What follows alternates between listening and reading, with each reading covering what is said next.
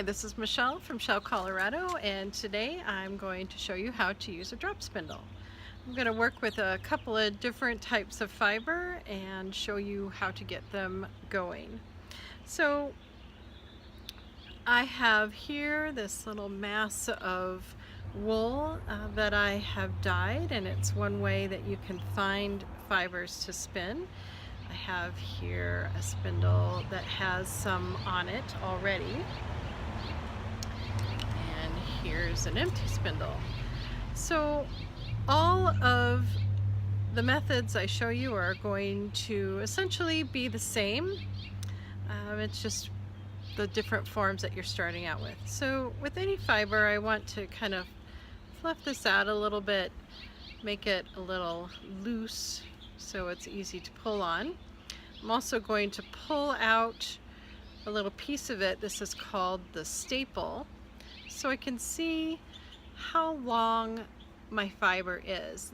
And that's going to be important to me because as I'm holding the fiber in my hand, I need to know where to position my hands so that I can allow the fiber to pull through smoothly. So if the fiber is this long, but I'm holding my hands this close apart, it's very difficult to pull the fiber through. So I want to keep my hands a little further apart as I do this.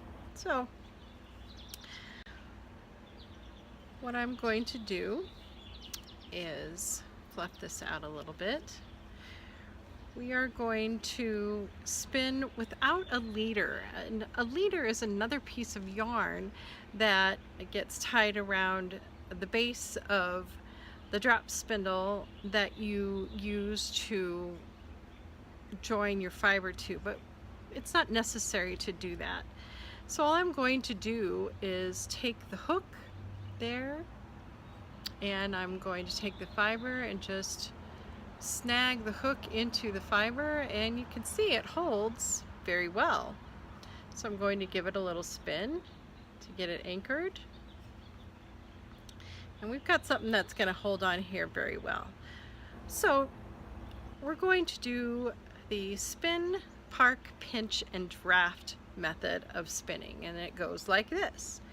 We will spin, and I'm looking for the twist to come up here between my fingers. And we are going to park. Parking for me means sticking it right under my underarm here. Some people put it between their knees as well. I find this a little easier to work with so I can see what I'm doing. I'm going to pinch here right at the top where my fingers were pinched together, and with this hand holding the fiber, I'm going to draft out the fibers. Drafting really just means pulling them apart, and it's done in a measured way. You want about the same amount of fiber drafted out each time, and if you draft a lot of fiber out, then you'll get a thicker yarn. If you pull out just a little bit, you'll have a finer yarn. You just want to try and be consistent whatever you choose. So I'm going to let this pinched a bit go. I'm going to keep tight here, this hold, and when I do, the twist moves up the yarn. Now I'm going to spin again. Spin, spin, spin, spin, spin. I feel the twist, and my spindle was also stopping and was wanting to go the other way and untwist. We don't want to allow that to happen. So I've caught it here. I'm going to park it. I'm going to pinch and draft. I'll pinch here again and let this go, and you can see that the twist has traveled up to meet my fingers here. So we continue. Spin, park, pinch, and draft. I will let this go, and the twist travels up the yarn. When it comes to the spin, you always want to spin in the same direction. And it doesn't matter whether you spin clockwise or counterclockwise. You just have to be consistent and do it always in the same way. It's also important when we get to plying, that is where we twist two of these together, that they are spun both in the same direction. So I am spinning my single clockwise. The other kind of fiber that you'll see very often and that I sell as braids is this nice long fluffy stuff here. This is called combed top, and it has been processed so that all of the fibers are nice and straight. They align together, and you use this to make very smooth yarns.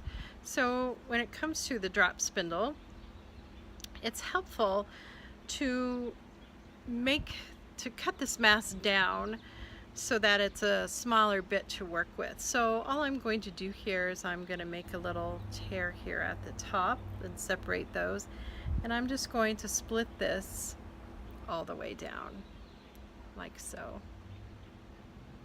That's kind of fun. And I may do it actually one more time to make it a little easier to control the fiber.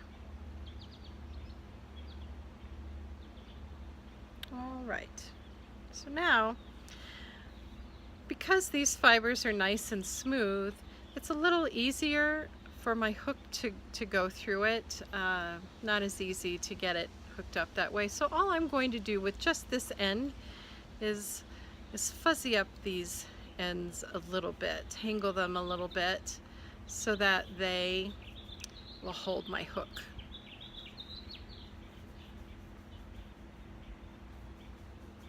There.